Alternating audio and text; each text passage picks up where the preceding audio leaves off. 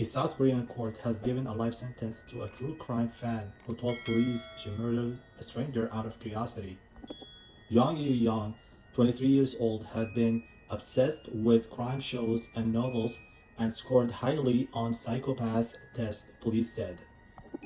Fixated with the idea of trying out a murder, she used an app to meet an English language teacher, stabbing her to death at her home in May of 2023.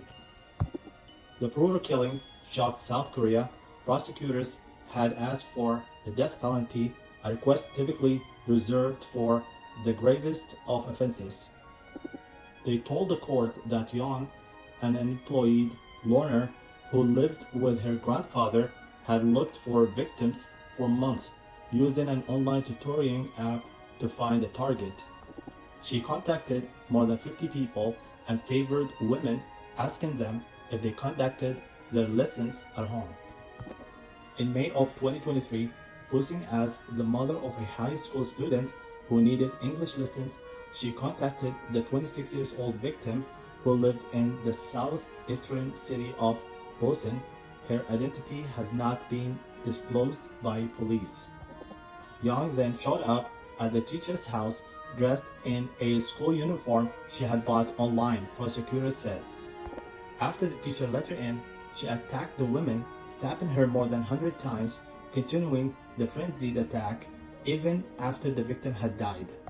She then dismembered the woman's body and took a taxi ride to dump some of the remains in remote parkland near a river north of Busan.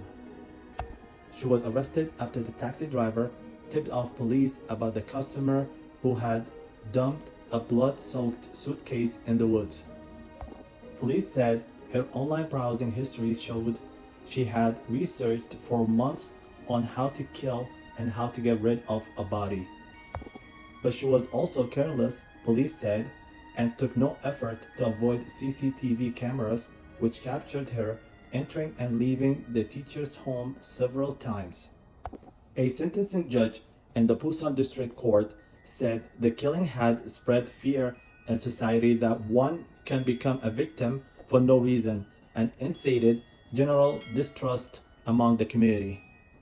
Yan, who confessed to the crime in June of 2023, pleaded for a more lenient sentence, saying she had suffered mental disorders at the time. But the court rejected her argument as the crime had been carefully planned and carried out, and it's difficult to accept her claim of mental and physical disorder. They noted that her statements to police had frequently changed.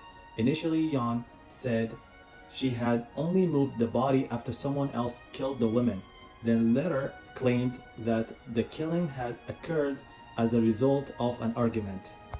In the end, she confessed that her interest in committing a murder had been piqued by crime shows and TV programs.